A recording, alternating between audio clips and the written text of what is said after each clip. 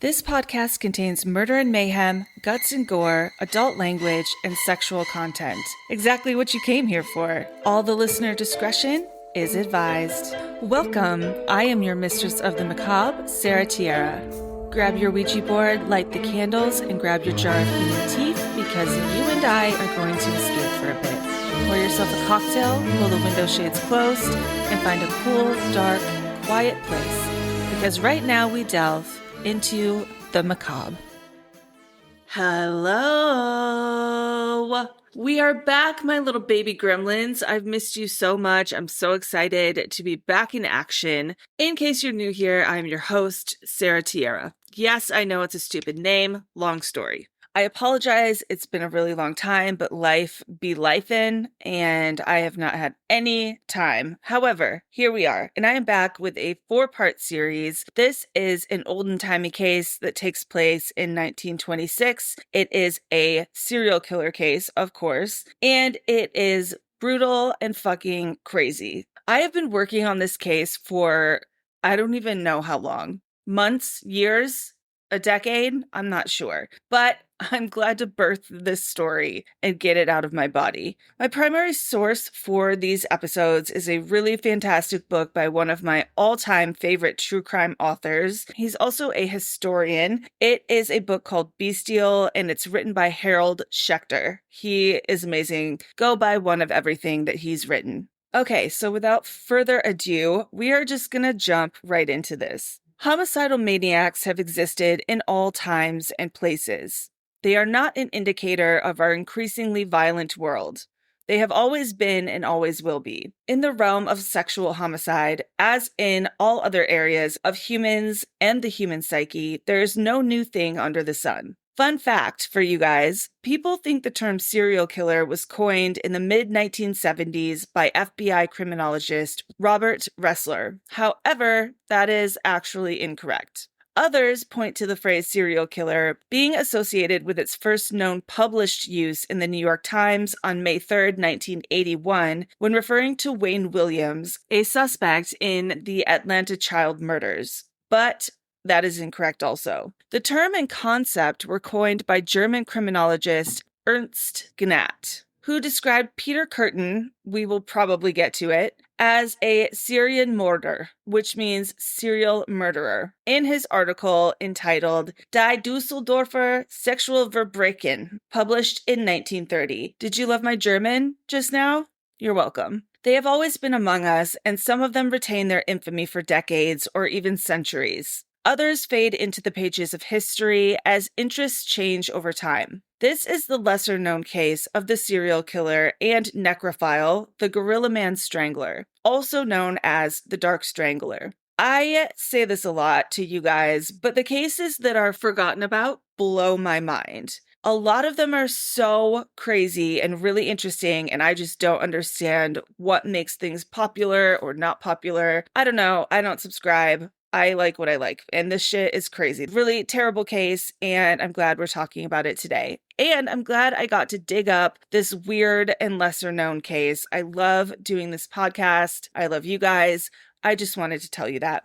Anyways, so are you ready to get into this insane, horrible, and olden-timey case? Let's go. In the 1920s, the United States was shocked by a string of killings that seemed almost inconceivably brutal. This is not to say that Americans of that era were unfamiliar with vicious crimes. On the contrary, it was a time so rife with violence that one historian dubbed it the lawless decade. But the murders that made the headlines tended to involve Tommy guns, flappers, and bootleggers. Ah, there it is. Now we know why this case was forgotten about. It didn't have Tommy guns, flappers, or bootleggers. It had little old lady victims. Once again, like the Texas elderly murders, that is probably why this case didn't retain infamy. Earl Leonard Nelson was a nomadic killer and a diagnosed psychopath who murdered and raped 22 known female victims in a 2-year murder rampage across the United States and into Canada from 1926 to 1927. From the west coast of America through the Midwest and up into Canada, he left behind a trail of brutalized women. His confirmed murder count was the highest in nearly 50 years until the discovery of Dean Corll's crimes in 1973. Earl Nelson was born in Philadelphia on May 12, 1897, but was orphaned at 9 months old when both of his parents died of syphilis. First, his young mother, Frances, and then, 6 months later, the father who had infected her. By the way, if you're wondering what that would look like or be like, go listen to the olden-timey syphilis episode if you want to hear the gruesome details. An interesting little sidebar here. So, in the history books, the notorious gorilla murderer of the 1920s is listed under the name Earl Leonard Nelson. But Nelson was his mother's name, the name he was given when his grandmother took him in. His father's name, the one Earl was actually born with, was different. It was Ferrell, and that is Ferral. Of course, a name is not a destiny, but still, it is an interesting coincidence that the little boy who would grow up to be the dreaded creature known as the Gorilla Man was born with a name so close in spelling to the word feral. Feral. The dictionary definition of feral is of or characteristic of a wild animal, brutal. It derives from the Latin fera, which means wild beast. Earl dropped that name in his teens, which was really bad brand management. Even as a baby, Earl Nelson had the ability to unsettle everyone around him. According to one crime writer, the earliest surviving photograph of little Earl showed, quote, a loose-mouthed, degenerate infant with a vacant expression, end quote. We are back in the savagery of ye olden times to say that about an infant child. That is wild. They were fucking brutal back then. I am happy to be back here. I'm perfectly comfortable here. Let's stay forever. Of course, this savage description was made in hindsight of the crimes.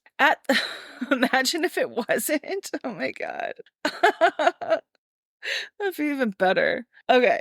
I gotta stop laughing. At the time it was written, Nelson had already grown up to be a monster. Homely as it was, Nelson's infant face couldn't possibly have foretold his future psychopathology. After his parents died, Earl went to live in San Francisco with his devoutly religious grandmother, Jenny Nelson, who instilled in him her Pentecostal beliefs and a lifelong fascination with scripture, particularly with the apocalyptic visions of the Book of Revelation. Really great to teach a small child. We all saw that coming, right? All little boys who are forced to study the Book of Revelation end up to be totally normal and fine. Parents, take notes. There were 2 other children in the household with Earl, Mrs. Nelson's surviving children, Willis, who was 12, and Lillian, who was 10, when their older sister, Earl's mother, died. Little is known about Mrs. Nelson, other than the fact that she was a zealous Protestant.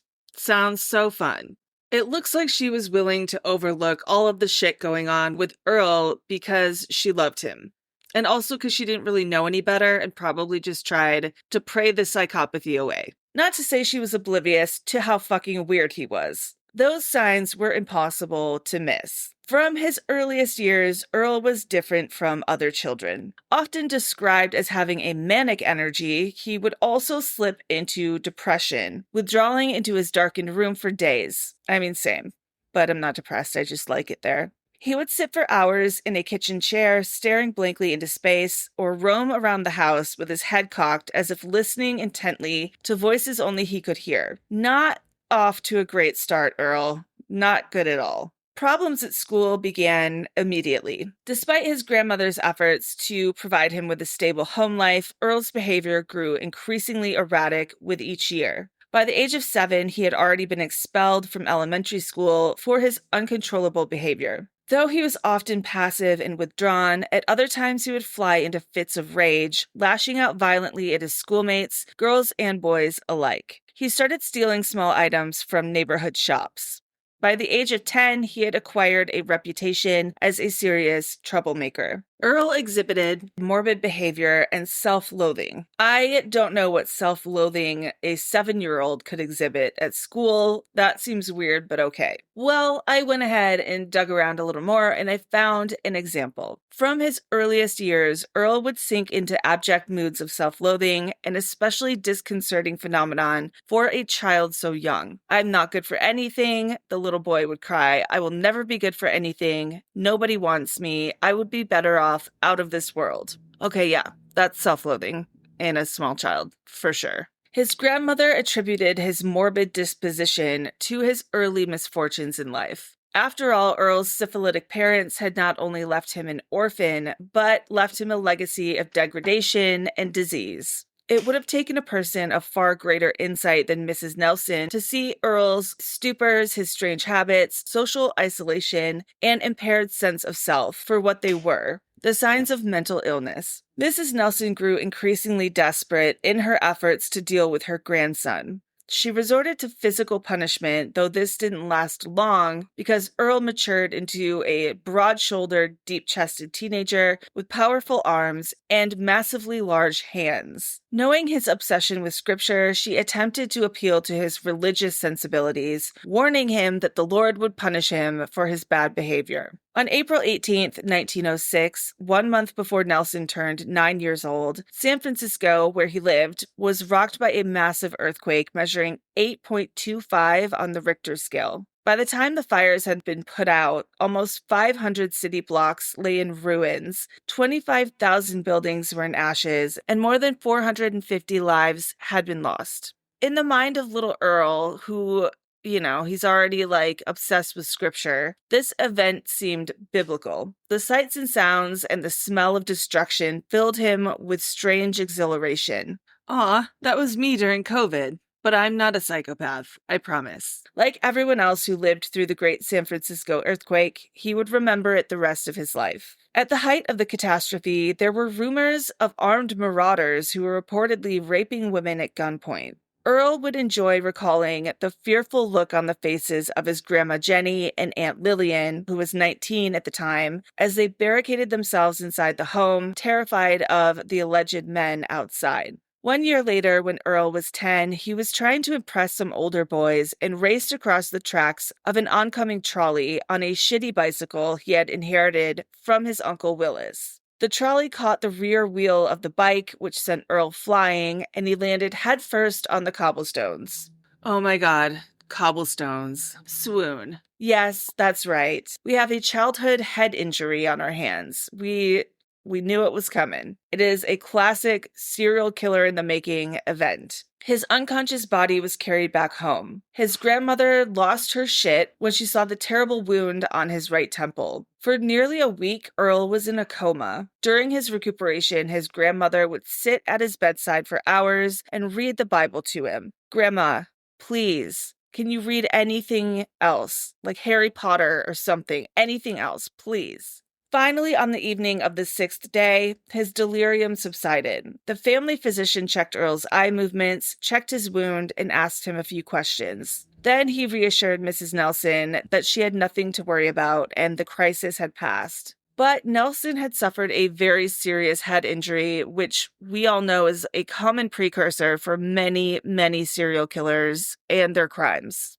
Earl's outbursts worsened after this incident, and his behavior became even more erratic. It is possible that the brain damage he sustained in this accident contributed to his future psychopathology. Of course, we know it's not only childhood brain injury alone that creates a monster. Earl also had the misfortune of his family inheritance of mental instability and the bizarre behavioral symptoms he had manifested from infancy. His life could have turned out the same even if he hadn't been hit by a trolley. But let's just say it definitely didn't help matters. He suffered from dizziness, memory loss, and crippling headaches for the remainder of his life. In 1908, when he was 14 years old, Earl's grandmother died. This was 1 year after Earl's near-fatal bike accident, and he went to live with his Aunt Lillian and her husband. It was Aunt Lillian who cared for Earl the most. She was only 10 when the tiny orphan came to live with her family, and from the very start she loved him and was attentive to him. To the end of his days, she stuck by him, even when the rest of the world proclaimed him a monster. She had a simple answer for those who wondered how she could defend him. Earl, she would say, was her own flesh and blood.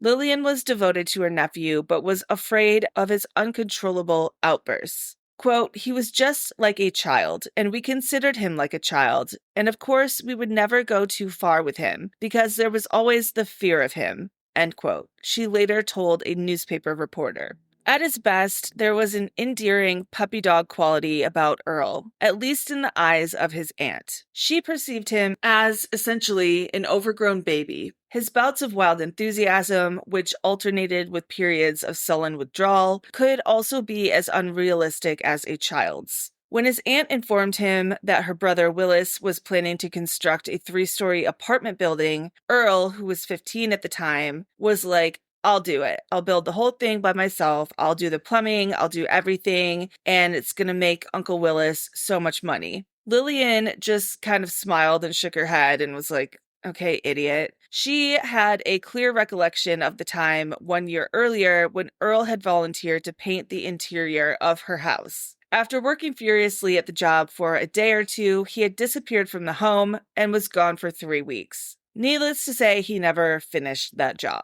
One example of how fucking weird this kid was were his eating habits. At dinner, he would drench his food in olive oil, put his face to the plate, and shovel food into his face like a fucking animal. His Uncle Willis and Aunt Lillian began to refer to their nephew as the Wild Man of Boreno, the name of a famous freak show attraction of the time. Lillian found it especially annoying when Earl acted up, as she puts it, around her friends. On several occasions when company was over for dinner, Earl would suddenly look up from his plate and begin spewing obscenities in a Tourette's-like manner. When Lillian reprimanded him, he just smiled and went back to slurping food into his mouth hole. At other times, Earl would stroll into the kitchen where Lillian was enjoying a cup of coffee with a female friend, and he would, without uttering a single word, stare at the friend in such an unsettling way that after a few minutes, the woman would grab her belongings and leave the house. Or Earl might come walking into the room on his hands, feet flailing in the air, and position himself in front of the guest like a circus acrobat. Or he might step behind an empty chair, then lift the chair up with his teeth. Totes fine and normal. Another peculiarity was Earl's total obsession with the Book of Revelation and reciting quotes from it. He also loved to talk to imaginary people. On top of all of that, Earl really enjoyed watching female family members undress. When not preoccupied with voyeurism or the scriptures, he tended to spend his time in basements, relishing the solitude and darkness. Again, same when I was a kid and same now as an adult, but you know, I'm not a serial killer, so it's fine. Earl Nelson loved to read. What do you think he liked to read? Romance novels? Fantasy? Obviously the Bible. Duh. But what else? If you're going full serial killer reading material, do you have any guesses? That's right. Earl was a voracious consumer of dime store detective novels. We see this over and over and over again, and what these serial killers are drawn to, usually in their pubescent years, is the imagery of the bound and or terrified or even dead glamorous women on the covers of these books. It's like softcore bondage porn. And yeah, Earl wasn't the first. Serial killers are obsessed with these dime store detective novels, up until they stopped making them. So hot women plus implied violence equals teenage sociopath boners. Earl also loved to read tabloid newspapers and began a lifelong obsession with the occult and various pseudoscientific beliefs, including phrenology, astronomy, palmistry, and spiritualism. He also routinely managed to lose his clothing whenever he left the house. He would leave for work in clean, appropriate clothes, only to return later in the day, dressed completely differently. One example of what he came home wearing was frayed yellow pants, a baggy red sweater, leather leggings, and a cowboy hat. Where he got these clothes, we will figure out later on in this story, and it will end up being part of his modus operandi when we get to it later. Lillian saw Earl as vulnerable and friendless, a lost soul. That's not what I'm seeing, Lillian, but okay. As far as she could tell, he had no companions his own age. Even as he grew into late adolescence, he sought out the company of much younger children. As we put on our detective hats, I mean, you can look at this a couple of ways. My first thought is that there might be a sexual element to this. I mean, that's a classic. You have a lot more power and control over a much younger child than someone your own age or older. However, his victims, which we will see here in a little bit, except for two of them, were older women. His wife will turn out to be a very, very old woman. So I don't actually think it was sexual. I think the younger kids gave him the attention and respect that he could not achieve from teenagers his own age. I think he felt cool around the little kids, and that's why he hung out with them. Fucking loser. One little neighbor boy was named Arthur, and he was 9 years old when Earl was 15, and he was in awe of Earl. He was impressed by Earl to the max. How would Nelson impress him? He would brag about his exploits on the Barbary Coast. We will get to it in literally 1 minute. Very inappropriate to tell a 9-year-old, I'll say that. Or another way that he would show off was to show this young boy all the shit that he had shoplifted. It wasn't long before Arthur's dad forbid him from hanging out with Earl. The Nelson boy was deranged, Mr. West said. Everyone in the neighborhood knew it. Nelson's formal education ended when he was 14. He dropped out of school completely, taking several menial jobs. He worked at the counter of a jewelry store, he was a cook at a diner, a window washer, a hotel porter, a carpenter's assistant, a bricklayer, an upholsterer, and a common laborer. He rarely kept a job for more than a few weeks, often only for a day or two. Earl made a good first impression on his employers. He could be polite and well-spoken, and his physical strength was evident from his wide shoulders and broad chest. However, his mental state never stayed hidden for long. When asked to perform a simple task, 20 minutes later, it would be evident that Nelson had passed the time by staring blankly at the sky, or he would lay down his tools in the middle of a job and wander off from the worksite, never to return again. He soon began supplementing his modest earnings with, any guesses? That's right, burglary. Usually the menial jobs lasted only a day, a week, a month, before his laziness or unsettling behavior got him fired. During these years of puberty, he got a reputation as, any guesses? Yeah, that's right, a peeping Tom, a daydreamer, and a compulsive masturbator. Hold on. One of those things is not like the others. I would like to say that. A peeping Tom, a compulsive masturbator, not good. A daydreamer, I don't know what's wrong with that. That seems lovely. Even as an adolescent, however, Earl had a secret life that Lillian knew nothing about. Earl had an obsessive and compulsive sex drive that even his constant masturbation could not satisfy. I mean, that would suck. Not that that's excusing what you know is about to happen. So, what's a boy to do? Nelson began frequenting the brothels of the Barbary Coast by the time he was 15 years old. More syphilis, anyone? He also began drinking heavily. His periodic disappearances, those times when he would vanish from his home and return days or even weeks later, claiming he had been out searching for work, were in reality given over to drunken binges involving fights, sex workers, and saloons. I mean, it sounds kind of fun, but also he's fucking 15. That's wild. And you're going to be shocked by this. At one point, he contracted a venereal disease from visiting the brothels, and I just wonder personally if that made him think of his parents, but probably not because he was a psychopath. From the day he was born, Lillian helped raise Earl. He was almost like one of her own children. But by 17 years old, Earl was not just a nuisance in Lillian's household, but a threatening presence. For the first time since he came to live with her, Lillian was afraid of him. But Lillian remained stubbornly supportive of her fucking weird-ass nephew.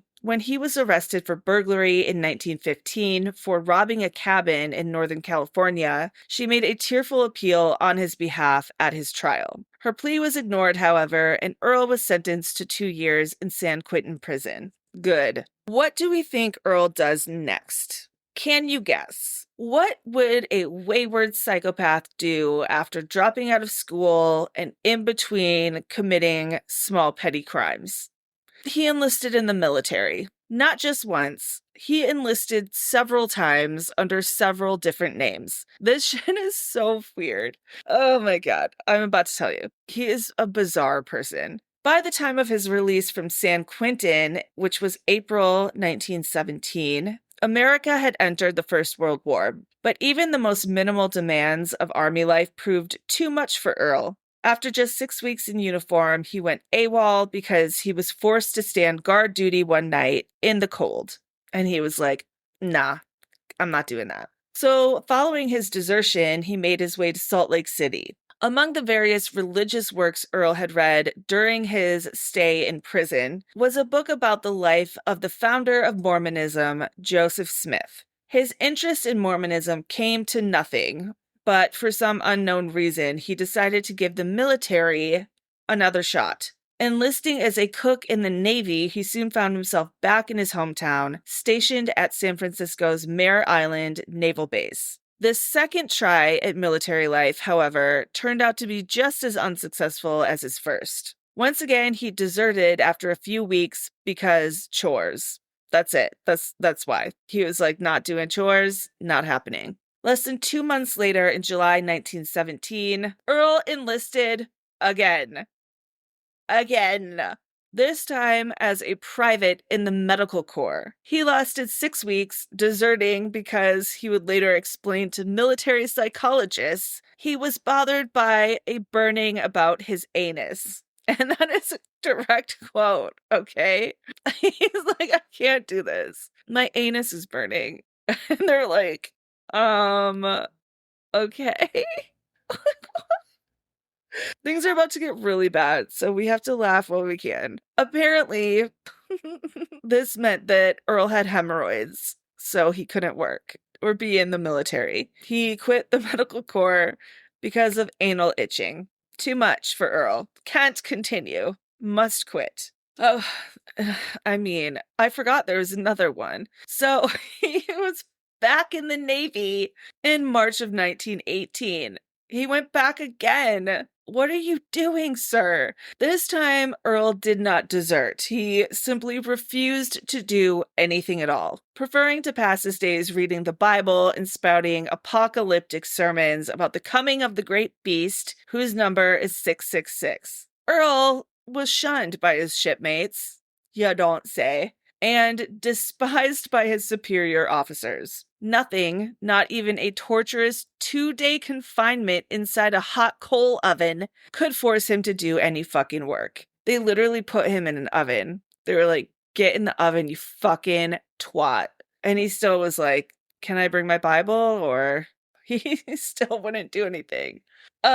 This guy. Next on Earl Nelson's checklist of how to make a serial killer life experiences, he was committed to a mental hospital. On April 24th of 1918, after complaining of headaches and refusing to leave his cot, he was placed in the Mare Island Naval Hospital. After 3 weeks of observation, Earl was committed to the Napa State Mental Hospital, arriving just 9 days after his 21st birthday. A psychologist summed up his reasons for recommending commitment. The subject, he wrote, quote, continually reads his testament or gazes fixedly into space, answers questions slowly, takes no interest in what is going on about him, shows some mental deterioration. Due to refusing to work, he was put in an oven for 2 days, but still would not work. His reason for not working is that he did not want to serve the adversaries of the Lord. He believes the beast spoken of in Revelation as being 666 is either the Pope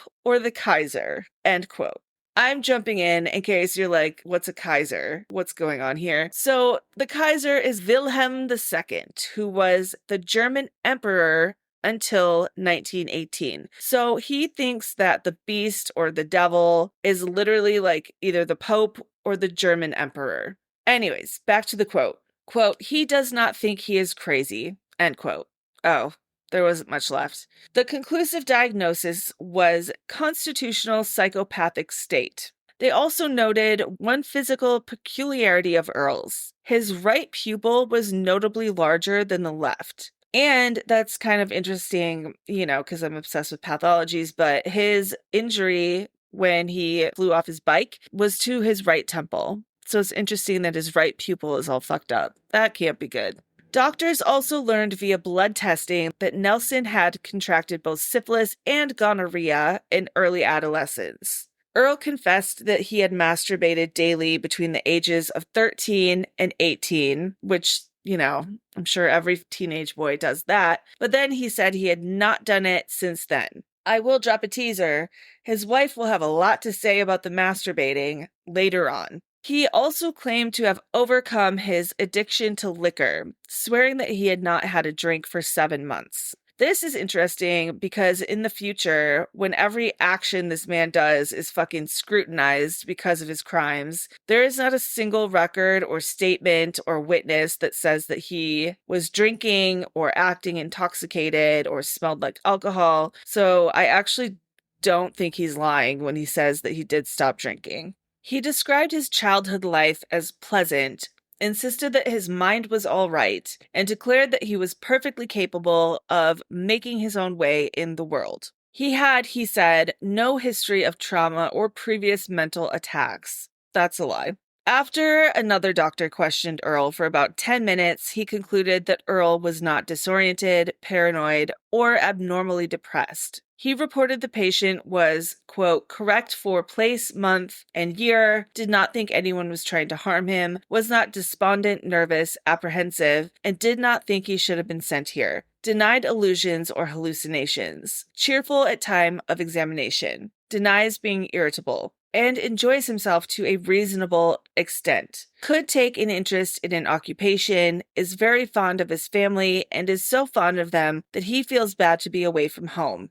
End quote. A doctor asked Nelson, would you say you've noticed any changes in yourself since joining the Navy? To which Earl responded, well, I have a stronger tendency to seek higher ideals and sensible things than I used to. Next, Earl was subjected to a battery of intelligence tests, most of which he performed well on. Quote, test of memory pictures, in general, good. Memory of ideas in series, good. Knowledge of arithmetic, excellent. What? General knowledge correct, except for the name of the governor of California and the rate of interest a bank usually pays. I mean, I don't know those two things, and I'm sane. Memory of recent past, good. No disturbance of idea association, orientation, good. End quote. When a doctor related the fable about the wolf who disguises himself as a shepherd but gives himself away when he opens his mouth to speak, Earl offered a reasonable summary of the moral. Quote, it shows that when a person is not always truthful, they suffer for it. End quote. Earl insisted that, quote, it was not difficult for him to think. End quote. When asked if he experienced any peculiar thoughts, Earl replied, well, not exactly, not any more than a first-class, intelligent person would, end quote. When asked if he believed he'd done anything wrong, Earl replied, yes, I blame myself for enlisting in the Navy. He was then asked if he was afraid of anything, and Earl answered, only God.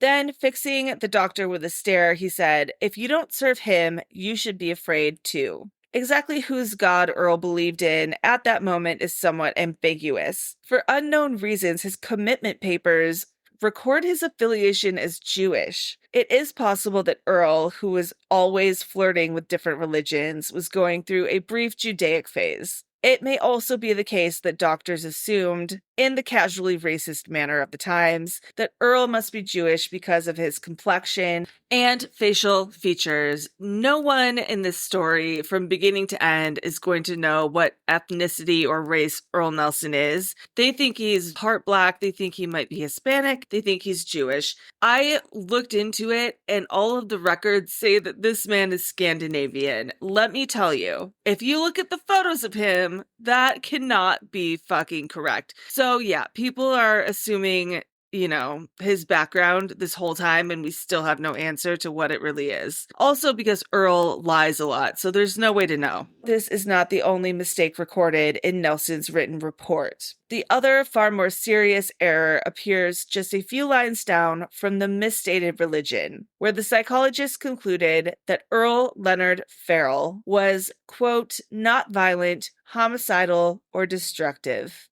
end quote. Several weeks after his transfer to Napa, Earl received a visit from his Aunt Lillian and Uncle Willis. We do not know what was said between them, though Lillian would later testify that her nephew, who was dressed in his sailor's uniform, was unhappy with his treatment. Exactly what that treatment consisted of is also undocumented. The record shows, however, that on June 13th, 1918, Earl Leonard Nelson managed to escape. Earl was tracked down and returned to the Napa Institute on July 11th. 6 weeks later, on August 25th, he escaped again. This time he remained at large for over 3 months. How much you want to bet that he was at Aunt Lil's house? When he was brought back to Napa on December 3rd, his talent as a breakout artist earned him a nickname from his fellow inmates. They began calling him Houdini. The very day after his return to Napa, he escaped again. Hauled back a few months later, he managed one final elopement,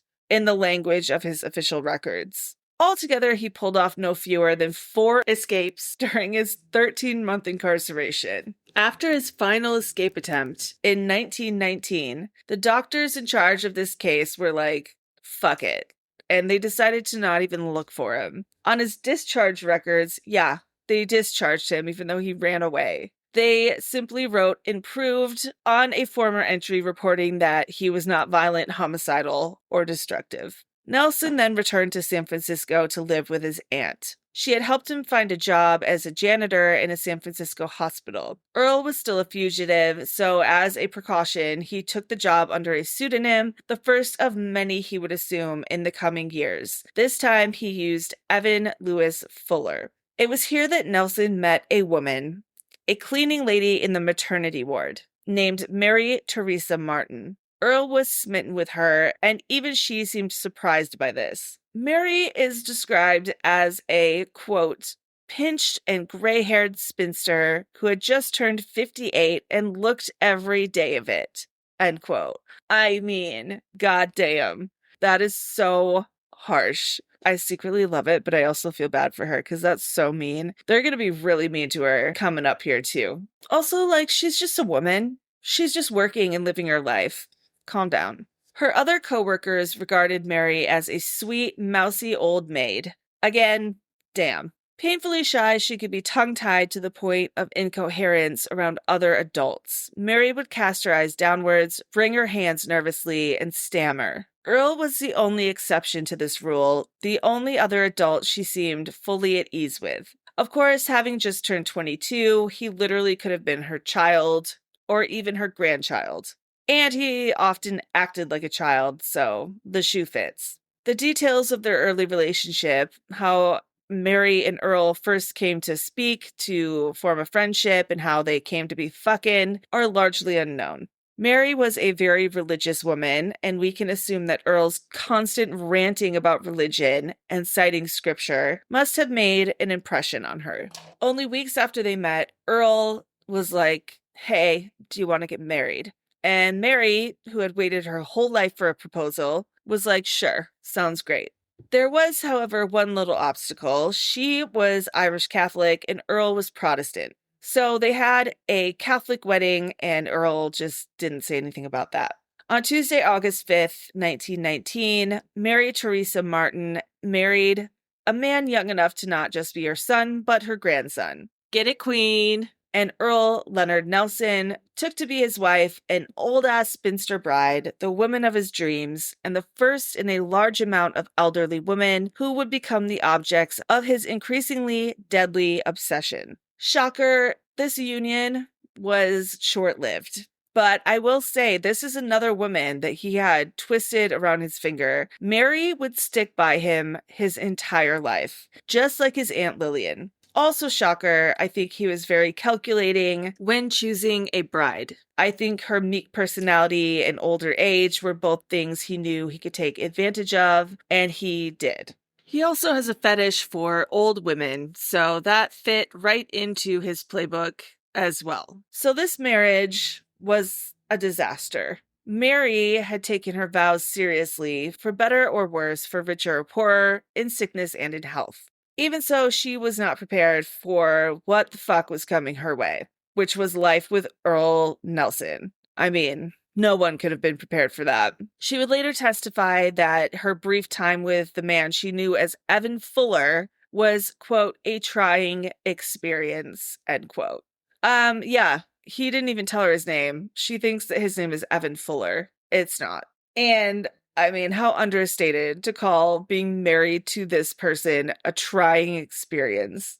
I wonder what it's like to be a stoic, understated person. If you're one of those, let me know. Tell me what it's like. I have no idea. So, Nelson's personal habits were a constant source of mortification to Mary, who was prim and proper. It quickly became clear that her husband's standards of hygiene were non-existent. He did not bathe, and that was a problem in their tiny, dilapidated apartment. Mary was immediately cast into the role she would play throughout their entire marriage and, I mean, his whole life, which is mommy. One evening before they were about to go out and visit her family, Mary put her foot down and insisted that Earl take a bath. Earl went into the bathroom and came back with a glass of water. He then sat on the edge of the bed, took off his shoes and socks, and poured the glass of water onto his disgusting toes. And Mary was like, "Are you trying to say that that's a bath?" And Earl was like, "Well, my toes are clean, so yeah." And then he put his shoes and socks back on and they went to go visit her family. That alone, for me, would be grounds for divorce before we get into all the other weird shit and the masturbating and the serial killing. Not only was Earl an annoying, disgusting piece of shit at home, but his public behavior also made her physically squirm with embarrassment. He still ate in the disgusting way that he used to as a child, and he even did it at restaurants. He would take forever to read the menu and then order something disgusting like a bowl of stewed prunes or a dish of boiled spinach. Then he would dump liquid on it, raise the plate to his face, and shovel it down his throat as if it were a feeding trough. And meanwhile, everyone else in the restaurant is staring at them and they're horrified. His freakish fashion sense, also unchanged since childhood, was also a source of constant embarrassment to Mary. He would leave the home in the morning dressed in decent clothing and then show up later that day in a completely different, tattered, raggedy-ass outfit. As Harold Schechter puts it, he looked like a shipwreck survivor.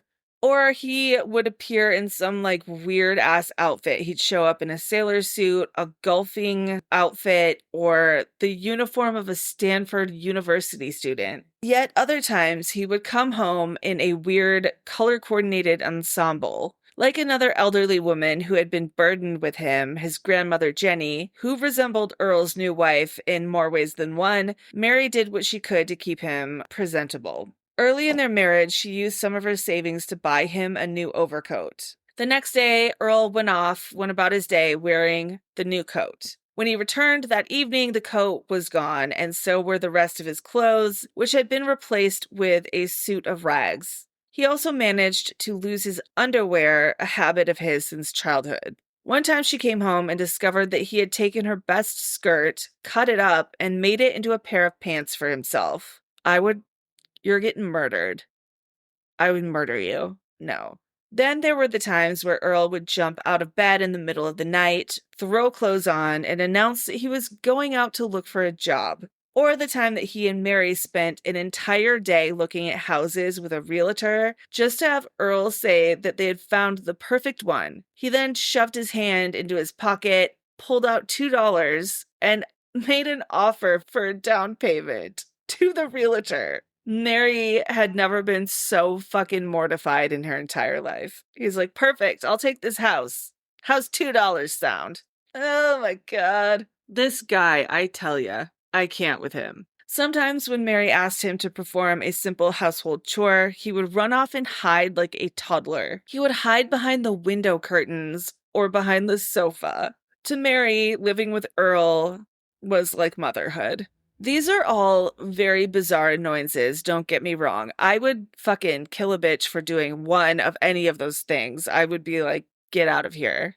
We're done. But from here, things are going to get a whole lot darker. Mary's later testimony stated that Earl made her life a living hell. Soon after marriage came the jealousy. At first, Mary found it kind of cute, maybe even endearing, but Mary found it impossible to have anything to do with another human being without sending her husband into a jealous fit. He would berate her if she so much as said hello to a trolley conductor or stopped a stranger on the street to ask the time. Even her female friends became the objects of his resentment. He would accuse her of caring more for them than she did about him. It reached the point where Mary was afraid to even talk to her own brother. In spite of his violent moods, his wild suspicions, and angry accusations, Mary never felt threatened by Earl. At least, not in the beginning of their marriage. There was something helpless and childlike about him at that time. Although the relationship often felt like mother and son, it was husband and wife. We already know that Earl has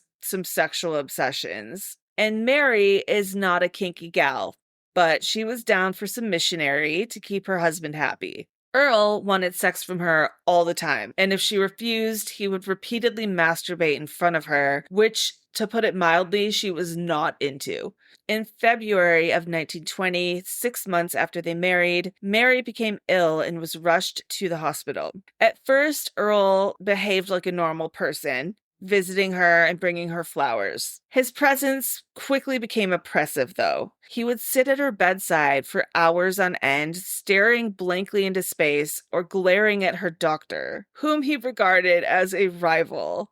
LOL, you wish, you fucking loser. The day she was discharged, Earl brought her home, helped her change into her pajamas, and put her to bed. He then climbed in beside her and raped her. Her brother, Frank, had been telling her to leave Earl. He was like, this guy is fucking weird. You should leave him. Visiting Mary in the hospital one day, Frank found his brother-in-law sitting in a chair beside her, staring at the ceiling without blinking. Frank was like, hello, Earl, and Earl pretended he wasn't there and continued to stare at the ceiling. Also, if that isn't creepy enough, his lips were moving as if he was talking silently. Frank is then like, hey, your husband is fucking crazy. And Mary was trying not to cry because she's also a very devout Roman Catholic and, as she puts it, an Irish woman of the old type. So divorce for her was out of the question. She had vowed to stick by her husband in sickness and in health. And because he was sick, mentally sick,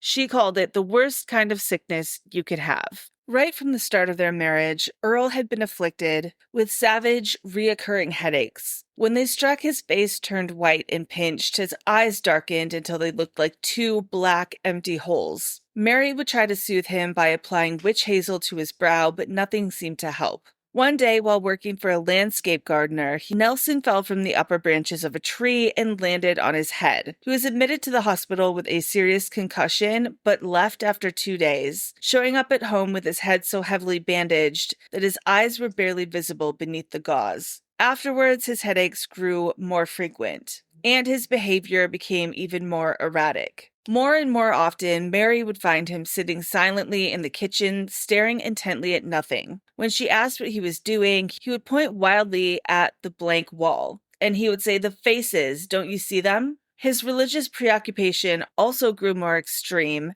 burgeoning into a kind of mania. He began wearing a rosary. One night when he and Mary were out for a walk, they passed a store that sold religious articles. In the display window was a painting of Jesus Christ. Earl became excited, and he said, see, and was pointing at the picture. And Mary was like, see what? And Earl was like, right there. Don't I look like Christ? Not long afterwards, Mary went to see her priest. She was crying when she explained her predicament and asked his advice. He told her, quote, kindness can cure insanity, end quote. He told her to do her best and bear with it, which is terrible advice. Let's maybe consult a doctor and not a priest. For a while, Earl and Mary moved in with his Aunt Lillian. During this period of time, Earl would sometimes disappear for weeks at a time without telling anyone where he was going. Even Lillian could not understand why Mary would tolerate this behavior from her husband. The last straw was when they both got jobs at a school in Palo Alto. That is, Mary and Earl. Earl was jealous of every single man that worked there and flew into rages in front of the children and just generally terrified the shit out of everyone around him. Mary finally decided to leave him. She would stay in Palo Alto and he could fuck off back to Aunt Lillian. Earl said nothing, but the look on his face was so terrifying that Mary turned and ran, hiding at a neighbor's house. When she returned in the morning, Earl was gone. That afternoon, however, Earl came back. Mary was at work when Earl suddenly appeared, looking as if he'd spent the night in a gutter. There was something in his face that rattled Mary so badly that she dropped her broom and ran. Earl chased her, cornering her in the pantry. He begged her to take him back. When Mary refused, his eyes were terrifying. The pupils contracted so completely that there was nothing but white. "It's him, ain't it?" he said. "Who?" Mary asked, horrified. "Him, the one who's keeping you from me." And she's like, "Earl, there's no one else." "I'll get you back," he said, and he raised his hands as though he meant to strangle her. Mary screamed, ran past him, and ran for help. Her boss ended up calling the police. Earl appeared, panting and clenching his hands, shouting, "I'll get you, I'll get you." And then Evan was gone. In case you forgot, Mary still doesn't know Earl's real name, and she thinks that his name is Evan. Within a few days of being evicted from his marital home, Nelson attempted to commit his first murder. It's impossible to know exactly what happened on May 19th, 1921. The only existing record is a brief article from the following day's newspaper, and the information it contains is sparse. It doesn't say how Nelson came to choose the house or what his motives were for lying his way in. The victim was 12-year-old Mary Summers. That's right.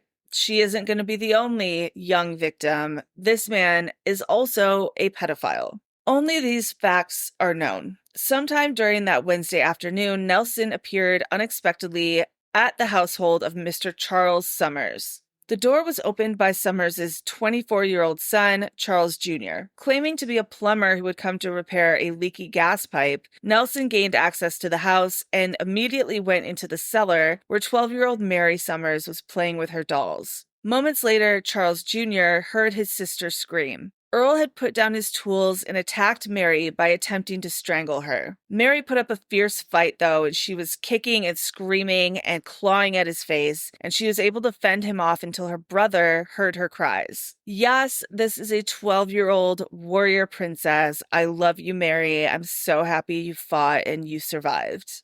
Earl had not yet mastered his trademark method of swift strangulation. This was the trial run, and unfortunately, he would learn from it. After a struggle in the basement with the brother, Earl managed to flee the scene. Summers chased him into the street and tackled him. Houdini, once again, managed to get away, but Summers went to the police department, reported the crime, and gave a perfect description of Earl. And 2 hours later, he was arrested on a trolley car, taken to the city jail, and booked on an assault charge. He looks like the victim of a crime in his mugshot because both of the Summers children fucked his ass up.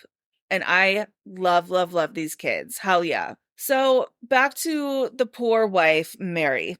She really can't get away from this guy. So the police show up the next morning and tell her that Earl attacked a child in San Francisco. And Mary was like, "Who the fuck is Earl Leonard Nelson?" And they're like, that's your husband. So in one morning, she found out A, he's a violent pedophile, and B, that she had married an entirely different person than she had thought. In spite of all he had put her through, Mary continued to feel responsible for Earl, and she would until the last days of his life. She made arrangements to take days off work and visit him in jail. Earl was babbling about voices in his head, staring into the empty air, and threatening suicide. During his first night in jail, he had also somehow managed to pluck out his eyebrows with his fingernails. In his cell, Mary found her husband in a straitjacket, strapped to a cot. Though he stared at her with crazed, browless eyes, he didn't seem to recognize her. He kept ranting about the faces on the wall. When Mary insisted that there were no faces, he shut his eyes and then opened them, stared at the wall, and started screaming again, "There they are, can't you see them?" Later that day, Mary went to Aunt Lillian's house, and that's when Lillian told her about Earl's previous stint in the Napa Mental Hospital. Now, at this point, Mary and Lillian have lived together. They know each other well. You would think at some point Lillian would have been like, "Hey, why are you calling Earl Evan?" Or that she would have been like, "Oh yeah, he does that. He's been in the insane asylum before." Like, it's so weird that she didn't do that. Anyways, apparently this was the first Mary had heard of any of this.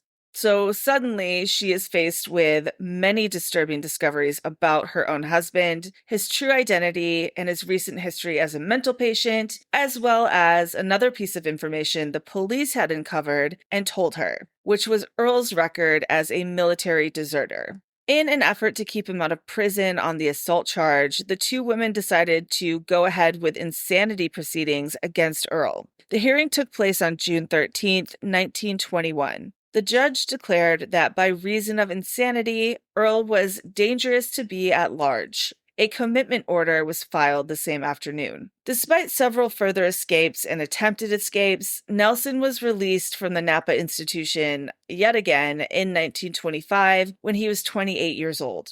Doctors noted improved on his chart at the time of release. This assessment was not just wrong, but it was dangerously wrong. Before being released, doctors asked Earl how he felt about his future, and Earl said, quote, "I feel I can do much better now. I am ready to lead a more evolved life," end quote. The paper trail documenting Earl's public life during the years following his discharge from the Napa Mental Institution are sparse. He spent some of his time helping his Aunt Lillian paint the interior of her new house. You think she would have learned from the first time, but okay. When he wasn't staying with her, he was rooming at an unknown place. Aunt Lillian didn't know where he was living. He would just show up in the morning, work for as long as he liked, and then disappear. He returned to Palo Alto, where his long-suffering wife took him back. For several months, they lived together. Then he disappeared. Mary was like, "Good, get out of here." So she was like, "I'm not going to find him." He had not been threatening her with violence, but he was still a weird-ass burden, so she was happy to be rid of him. The doctors at the mental hospital had explained to Mary that among his other disorders, Earl suffered from nomadic dementia, or an irresistible urge to wander. So she was like, "I'm just gonna let him wander. Get out of here." The only eyewitnesses to Earl's activities during this time period of his life are a couple that Earl worked for. He worked as a handyman, gardener, and groundskeeper. And the dude's name that hired him is Frank. Though Earl's habits were still, as always, highly erratic, with this job he could work when he wanted to. Frank was admittedly amused by Earl. He told everyone that he was a simple fool. Years later, Frank was asked to describe Nelson's behavior in court. He recalled the way that Earl would, quote, repeatedly go to work with his tools in one hand and a Bible in the other, laying down the Bible, proceed to work with his tools for a short time, when he would suddenly cease, stand fixed as a statue, gaze upward at the sky, and remain in that posture, end quote. Interrupting his work to stare at nothing in particular was a practice of Nelson's. Frank recalled another instance when Earl shaved his head, quote, in such a way that the hair was not altogether taken off in one place and the head completely denuded in another, end quote. So, yeah, like shaved all the way down in patches and then just other patches sticking out. Earl had saved his shaven hair and offered it to Mrs. Frank as pillow stuffing. "No, thank you, sir, and you're gonna have to leave immediately." Another time, Earl, quote, took a wheelbarrow and slowly walked around the road for a distance of about 5 miles, picking up small pebbles, end quote. After wheeling his load back to Frank's work shed, Earl painted each of the pebbles with whitewash and then proceeded to lay them out in a strange, random pattern of trails around the property. Frank also remembered a time when Earl left an automobile he was driving on the road without explanation and did not return for it. In spite of all of this fucking weirdness, Frank regarded Earl as a strong man, a willing laborer, with a kindly manner, who readily followed instructions and never demurring or hesitating. As far as Frank was concerned, his handyman was harmless. The women in Frank's life, however, were not amused by Earl, because they are not fucking idiots like men tend to be. They have intuition. One of these women that was not fucking amused by this behavior was Mrs. L.J. Casey, a friend of the Arnolds, that's Frank and his wife, who spent a week with them at their Palo Alto home in 1926. To Mrs. Casey, there was something deeply unsettling about Nelson, who would later testify that he was always laughing and talking to himself. One afternoon during her visit, she saw Earl sitting coatless in a drenching rainstorm, gazing with a weird intensity at the sky. Later, she told Frank, "I would not have that man around. He is surely crazy." But Frank laughed it off and said, "Earl, he's a harmless fool. Who cares?"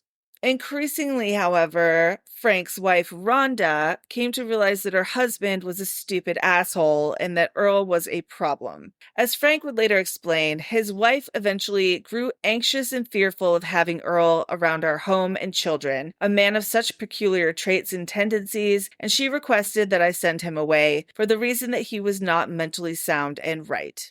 Though Frank continued to believe that his wife was dramatic, he finally gave in to her urgings and let Earl go. As it turned out, the intuitions of the two women were even sharper than they knew. The only other known fact about Earl's life during this time is that by the time Frank fired him, Earl Leonard Nelson had already begun to kill. Next, Earl embarked on an evangelical tour through the United States and Canada. Brandishing a Bible and spouting verses, Earl stayed at a string of boarding houses. He also embarked on the murder rampage that would make him the most feared and prolific serial killer of his era. During the next few months, Nelson ranged along the West Coast from San Francisco to Seattle and back on a monstrous spree of murder and mayhem. Most of his victims were landladies of boarding houses. All were strangled and raped post-mortem. A number of the corpses were left stuffed in small spaces, such as inside a trunk or behind a basement furnace. The press had dubbed the unknown maniac the Dark Strangler. A massive manhunt was launched all along the West Coast. That is a summary. We are going to go over every single murder. So let's start at the beginning. 60-year-old Clara Newman was a shrewd, tough-minded woman who had managed to turn a small inheritance into a considerable fortune by her investments in real estate. In 1926, she owned property in several states, including 2 homes in San Francisco and a parcel of land that was apparently very large in Pennsylvania. You go, babe.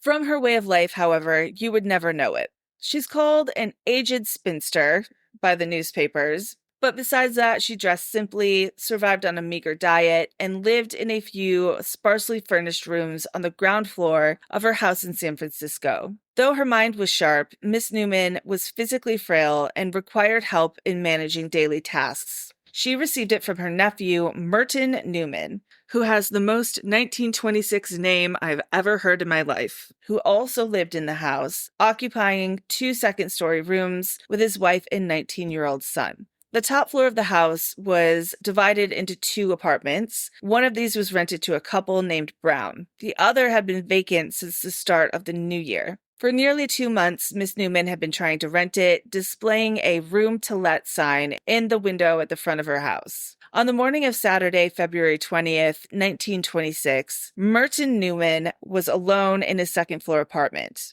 Shortly before noon, he heard the doorbell. Glancing up from his paper, he could hear the sounds of an exchange of words between the person at the door and his aunt. About 15 minutes later, he laid down his newspaper. He decided to go into the basement and check the furnace because it was cold in the apartment and the furnace had been acting up lately. Merton noticed a half-cooked sausage in a frying pan on the stove. I'm hungry. The burner beneath the pan was off. So apparently the person at the door had caught his aunt in the middle of preparing her lunch and she turned off the gas before going to the door. Merton then spent about 15 minutes in the cellar, fucking around with the furnace before heading back up.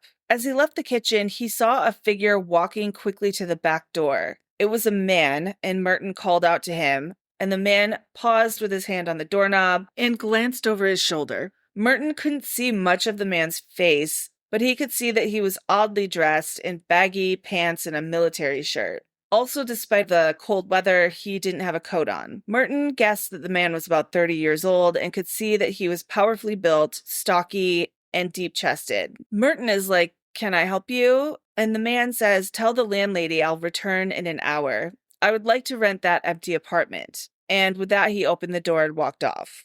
Merton went over to the back door, but the stranger had already disappeared. Merton returned to his apartment. By 2 p.m., he went downstairs to find his aunt to discuss replacing the furnace. This dude has a real bee in his bonnet about this furnace. He cannot let it go. As he passed through the kitchen again, Merton noticed that the frying pan with the unheated sausage was still on the stove. Real quick, what's your favorite sausage?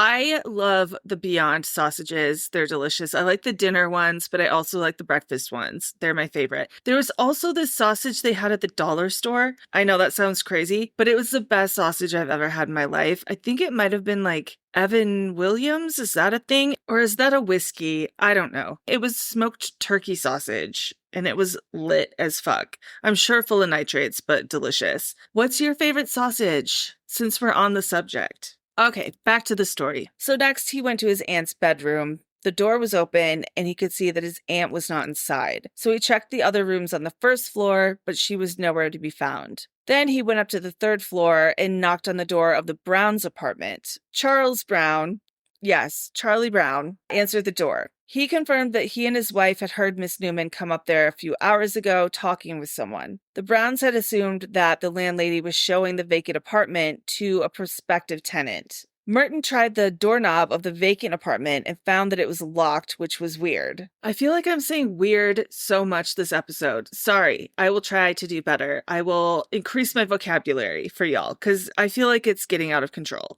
So he pounded on the door, but there was nothing but silence in return. So finally, he decided to kick the door open. This apartment consisted of a single small bedroom and a tiny kitchen, just big enough to accommodate a stove, an icebox, and a sink. Small as she was, Clara Newman's body covered most of the kitchen floor. She was curled on her left side, naked from the waist down, her house dress having been pulled up above her waist. The wooden beads from her necklace lay scattered on the floor. Merton shouted for Brown to call the police and then dropped to his knees beside his aunt. He shook her to try to wake her, but he soon saw that she was already dead. The autopsy took place that evening. The police surgeon concluded that the bruises on the victim's neck had been made by powerful fingers. Miss Newman's death was declared to be murder by strangulation. Fingerprints found on the inside knob of the attic door were photographed and sent to the Bureau of Criminal Identification in the hope of finding a match.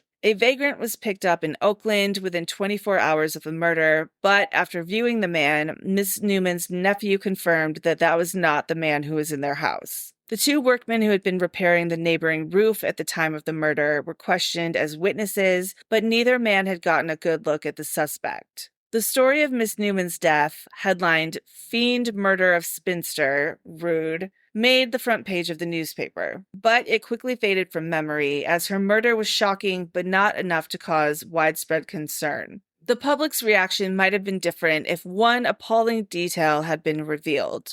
The surgeon had confirmed that Mrs. Newman had been raped, or as the old-timey newspapers put it, criminally attacked. That one fact was withheld from the public. First, he had strangled her to death, and then he had raped her post-mortem. Although he was retired from the real estate business, Harvey J. Beale kept an office in downtown San Jose, where he spent a few hours each week overseeing his investments. At 1 p.m. on Tuesday, March 2nd, 1926, he kissed his wife Laura goodbye and left their ground floor apartment. The building itself was actually owned by Mrs. Beale. At that time, all the apartments were occupied except one, a recently vacated, furnished one-bedroom on the third floor. Mrs. Beale, who managed the property, had put a room-to-let sign up just a few days earlier. In addition to her duties as landlady, Laura Beale was active in her church and the leader of the Women's Christian Temperance Union. By all accounts, she was a sweet-tempered soul. The photograph of her that would run in the following day's paper shows a woman whose strong, slightly handsome features are softened by her gentle expression. When Harvey Beale returned home around 6 p.m., the door to his apartment was open. He called out to his wife as he entered the front hallway, but there was no reply.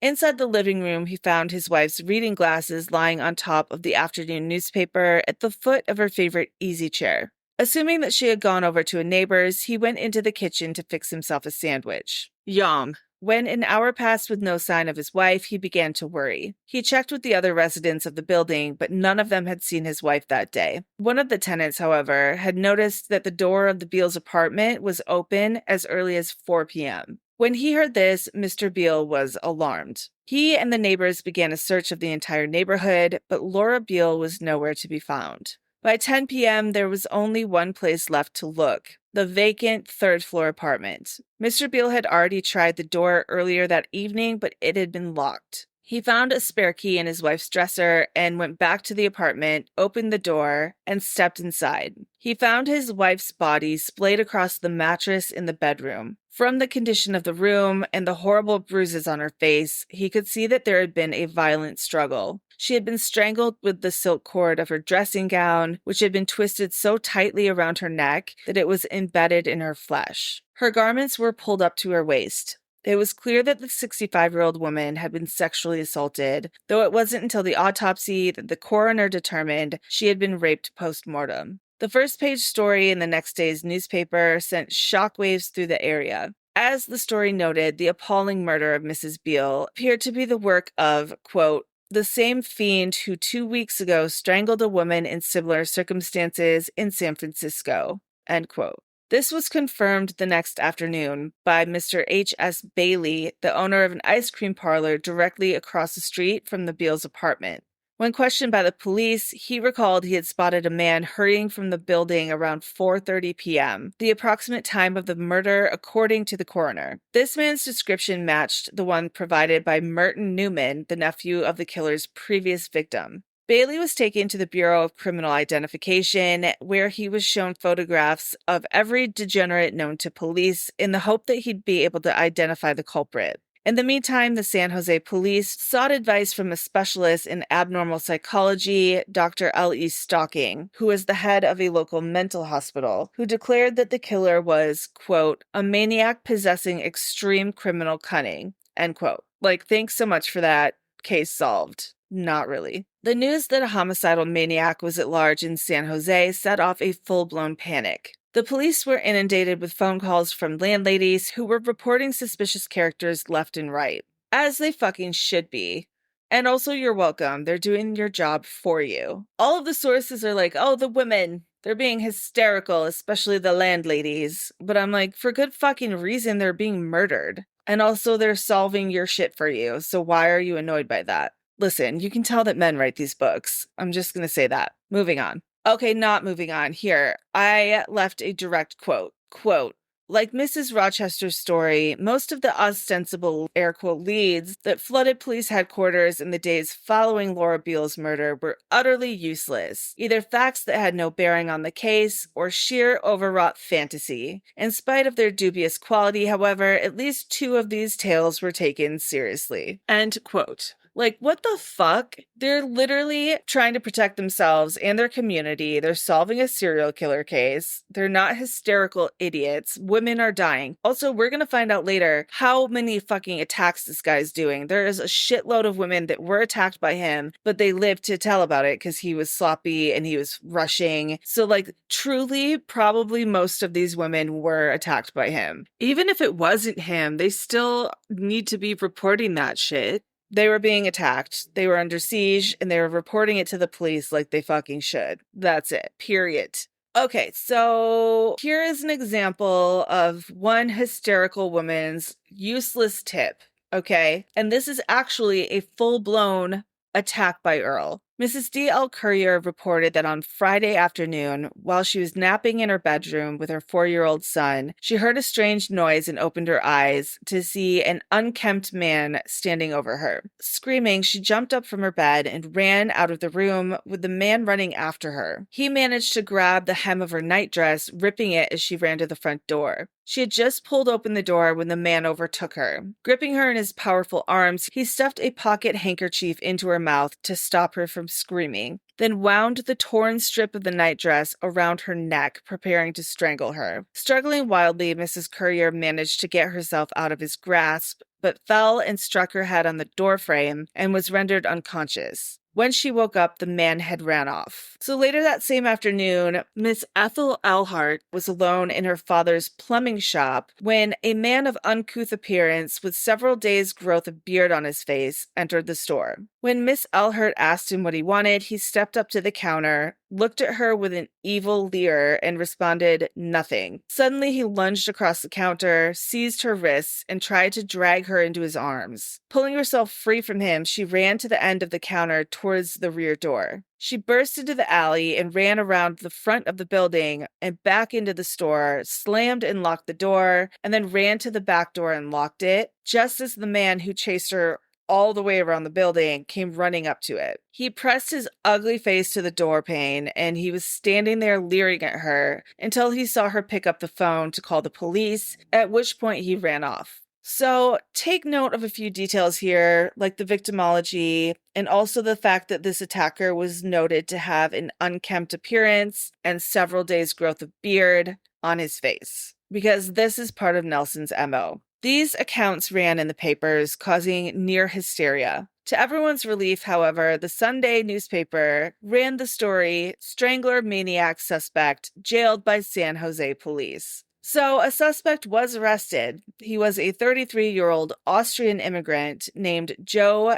Kisek, whose description matched that of the suspect. Dark hair, olive complexion, barrel chest, freakishly long arms. When a cop spotted him acting suspiciously, Kisek was dressed in a dirty army shirt, the same kind of shirt that the Strangler was wearing when he fled Clara Newman's house in San Francisco. Kisek had been rambling and he was talking about women when they picked him up, and they couldn't really understand anything he was saying. He seemed mentally unbalanced. But he did manage to give cops his home address, and the cops went there to see if they could find any evidence. They found nothing. Back at the station, Kisek calmed down enough to give a perfectly lucid account of his whereabouts the past few days. Several witnesses came forward who confirmed every part of his alibi, so they had to release him. There were rumors going around town that the Strangler maniac had been seen leaving the city with a companion. Spoiler alert, that was incorrect. They were like, great, at least he's gone. Also, as weeks passed without further incidents, the people of San Francisco were also like, okay, cool, he's probably gone. But he hadn't left. He was only taking a break, and it wouldn't last for long.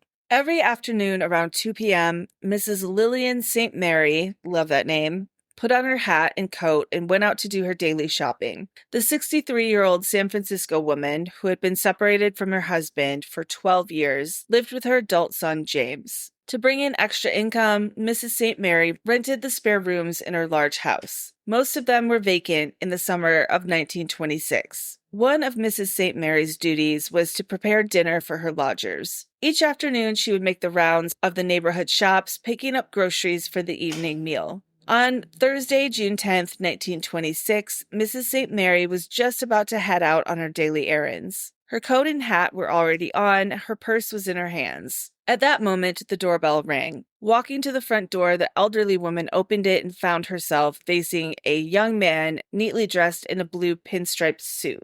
He told her he was looking for a place to stay, and he had seen the room for rent sign in her front window. Mrs. St. Mary invited him inside. "Lucky you came when you did. I was just about to walk out the door," she said. Leading the way up to the second floor, she opened the door to the furnished room and stepped inside. The stranger entered behind her. As soon as they entered the room, he closed the door and locked it behind him. Hearing the lock, Mrs. St. Mary turned. Police later speculated that she may have tried to scream, but she never had a chance. Before she could utter a sound, his hands were around her throat. One of the boarders, named R.C. Bryan, returned home from work around 5 p.m. and was surprised to find that the kitchen was empty. Normally, Mrs. St. Mary could be found at the counter preparing dinner. Heading up to the second floor, Bryan noticed that the door to an unoccupied room was ajar. He looked inside and froze. The landlady was stretched out on top of the bed, her mouth open, her eyes bulging. Her gray hair, normally pinned back in a tidy bun, was in disarray, and her clothes were disheveled, her dress shoved up to her waist, exposing her open legs. Even from the doorway, Bryan could see that she was dead. He ran down the stairway and into the parlor to call the police. Police first on the scene made a brief examination of the room, noticing a few details of the crime scene. There was a still damp urine stain on the rug. They then deduced that Mrs. St. Mary had been attacked in the center of the room. The finger marks on her throat showed how savagely she had been strangled. So did the 9 broken ribs discovered during the autopsy. Apparently, the killer had knelt with his full body weight on her chest while strangling her. The fact that her eyeglasses were still on her face suggested that she had not put up a struggle. The attack had been too quick. The killer had gotten his hands around her throat before she could even scream. A boarder who lived directly beneath the murder room had been home the entire day and had never even heard a sound. Before fleeing the room, the killer had posed Mrs. St. Mary's body on the bed, then put her hat on the mattress beside her and placed her folded coat underneath her feet. Though the landlady's purse was missing, she was still wearing the pearl necklace and jeweled earrings she put on in preparation for leaving the house. Clearly, the motive for the attack wasn't robbery. It was sexual homicide. The autopsy conducted later that evening confirmed that, like with the previous victims, Mrs. St. Mary had been sexually assaulted after death. They went through the motions of interviewing Mrs. St. Mary's husband, or estranged husband, actually, Joseph, but they seemed pretty clear on the fact that the murders had been done by the Dark Strangler, as the newspapers were now calling this murderer. They also had a sighting on a trolley of a man matching the Dark Strangler description, behaving strangely on a trolley in the area of the attack. The captain of detectives told reporters, quote, "This description and other circumstances leave no doubt in my mind that the so-called Dark Strangler is the man we want for the slaying of Mrs. St. Mary. He gained admission to Mrs. St. Mary's home through the same pretense of renting a room, and the method of strangulation in each instance was similar." End quote. He announced that he had put every member of the city's homicide and robbery squads on the case, and he felt confident it was only a matter of time before the strangler was apprehended. In the meantime, he urged that all women in the region, particularly every landlady or rooming house owner, follow special precautions. Under no circumstances should they enter a vacant room with a man they don't know, or even admit one to their premises unless a third party was present. He advised that negotiations with a stranger should be conducted through a speaking tube or over the telephone. Such precautions are essential to prevent further depredations by the strangler, he said. By the way, a speaking tube is a non-electric pre-telephone intercom system consisting of pipes, often brass or rubber, connecting rooms, ships, or aircraft to transmit sound over distances. Popular in the 19th century, they allowed residents to summon servants. Isn't that the best? Don't you love learning olden-timey things? I love it so much. Women were calling the police to report attacks and attempted attacks in the San Francisco area. Honestly, were these Nelson? Probably a lot of them were. We know he's on a fucking rampage, and it's reasonable to think there are survivors who got away. My sources again say that women are hysterical in general, and that these tips are not credible. Also, a tip and an attack are two different things. That word is not synonymous with the other. He is an opportunist, clearly, and a raging sexual murderer, and yeah, he's out there trying to attack who the fuck ever is nearby or available to him. So again, I think it's logical and probable that there are many women who were attacked and survived. Again, they arrest someone and immediately tell the papers that they caught the strangler. This time, it is a San Francisco butcher named Otto Kruger, whose appearance was approximate to the strangler. Also, they list the fact that he liked to rant bitterly about his ex-wife as a reason that it could be him. But once again, he's alibied out, and he's not the killer. On Thursday, June 24th, another woman had been murdered, a 53-year-old boarding house manager named Ollie Russell. Mrs. Russell listened to the warnings the police had given since Lillian St. Mary's murder 2 weeks before. If anything, she seemed more apprehensive than most of her neighbors, taking precautions to keep herself safe. To deter burglars, she had fixed the windows of her home so that they couldn't be opened more than 6 inches. And on the fateful day of her murder, she made sure to remove the rings from her fingers, tie them in a kerchief, and conceal them behind some books in her sitting room before answering the door. So there must have been something about the person that came to the door, something about his appearance, behavior, or manner of speech that disarmed Mrs. Russell's suspicions. The police could only guess at what that something might be. Only one fact was certain, that when the dark, stocky stranger appeared at her door, asking to see the vacant room advertised in her window, Mrs. Russell let him inside. It was one of her boarders, a fireman for the Southern Pacific Railroad named William Franey, who discovered the murder, though the story he told the police seemed so stupid that for a while Franey himself was a suspect. So Franny worked at night, and he was asleep on the afternoon of June 24th when he was awakened by a commotion in the adjoining bedroom, which had been vacant for several weeks. Thinking that new boarders were moving in and banging their shit around, Franny just tried to go back to sleep.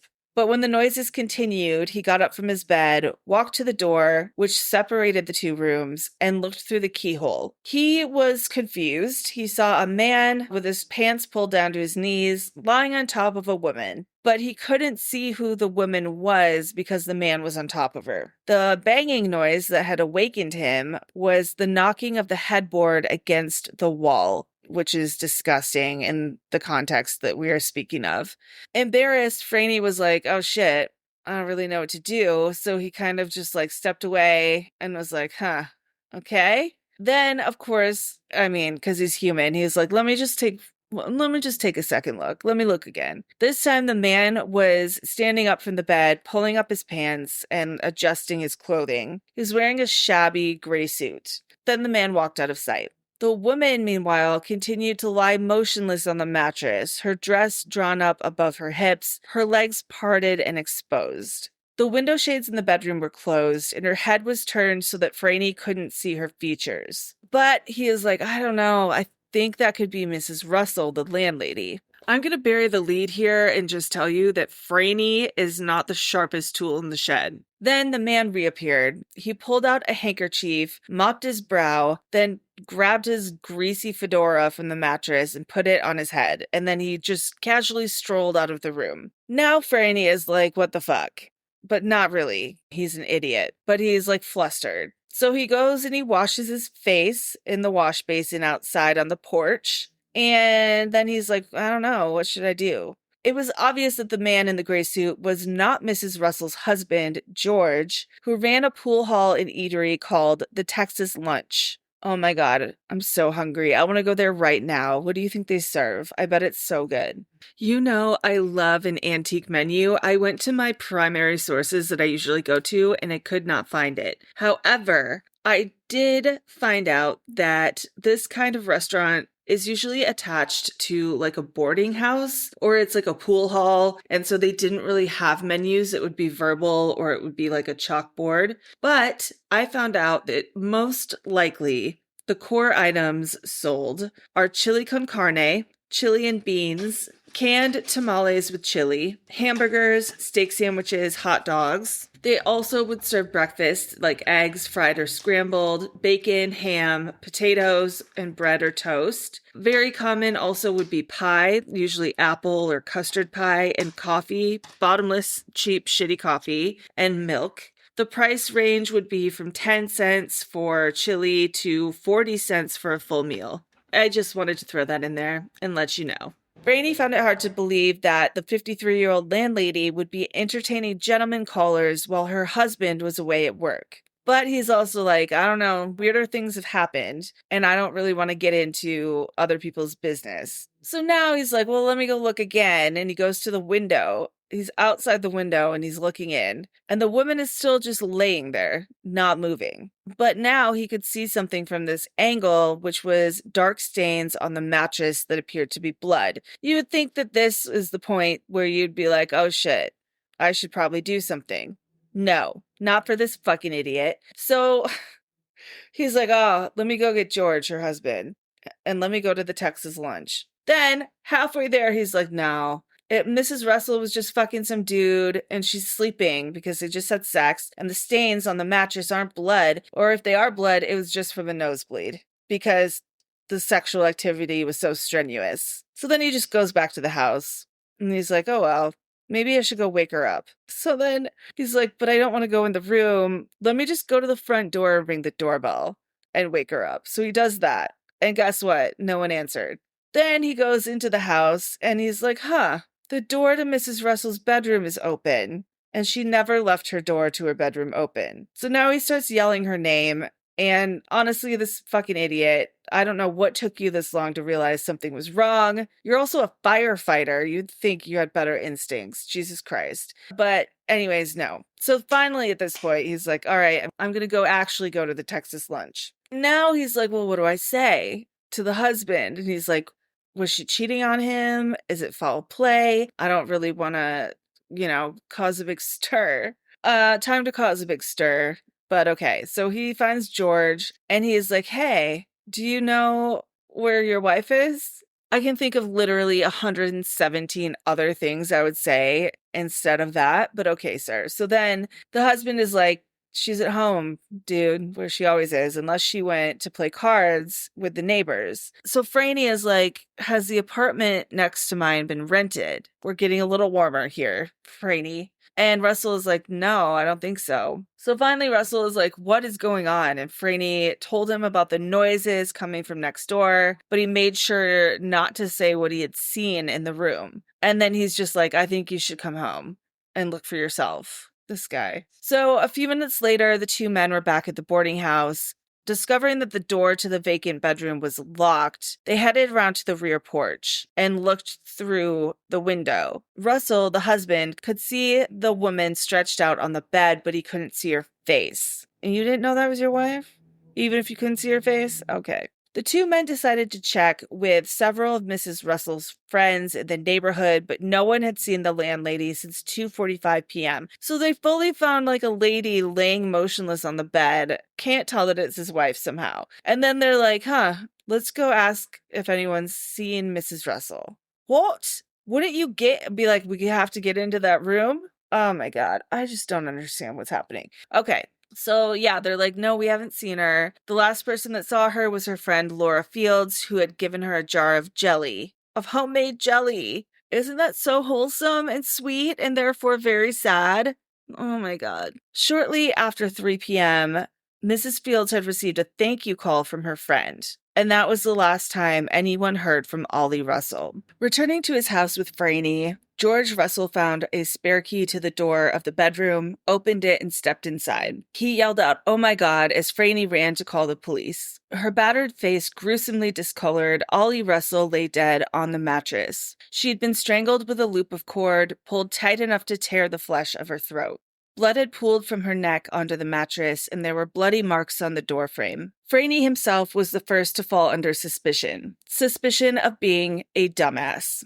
Just kidding. They think he's a murderer. After going to the crime scene, the police captain declared that it would have been extremely difficult, if not impossible, for Franny to have seen the things he saw through the keyhole. Franny was detained and his room thoroughly searched. However, within 24 hours, Franny was released due to a lack of evidence. By then, the autopsy on Mrs. Russell's body had been completed at a funeral home. The autopsy revealed that the victim had been attacked by a degenerate who had violated her body after death. This ghastly finding confirmed what many had already assumed, that the landlady's killer was the same monster who had already committed 3 identical murders in the Bay Area. Quote, "There is no doubt in my mind that the murder was committed by the Strangler," end quote, said the chief of police. A telegram was sent to every city along the coast, alerting police to be on the lookout for a man matching the description provided by Franny. The police bulletin described the suspect as, quote, "about 35 years old, 5 feet 8 inches tall, medium build, high cheekbones, dark skin, thin face, long wavy sandy hair, looks like a laborer, was dressed in a dark gray suit, clothes were not in very good condition and rather shabby, had on a gray fedora hat, which may have some grease spots on it, broad chest and shoulders. End quote. Gross. Greasy fedora. I can't. From San Francisco to the Mexican border, investigators combed the coastline in search of the Strangler. In Santa Barbara itself, police launched the biggest manhunt in city history. Over the next week, they arrested a fuckload of suspects, only to release them within hours. Some were picked up for no other reason than they were wearing a greasy gray fedora. I mean, fair. Meanwhile, police were applying the latest advances in crime detection technology in an effort to track down the Strangler. A bloody thumbprint found on the doorframe of the murder room was photographed. Afterward, the section of wood imprinted with the bloody print was removed from the doorframe and sent to Sacramento for analysis by experts. Unfortunately, they were not able to come up with a match. Shortly after this, the police and press announced that the Dark Strangler had been caught. Yeah, I know. We're hearing that a lot.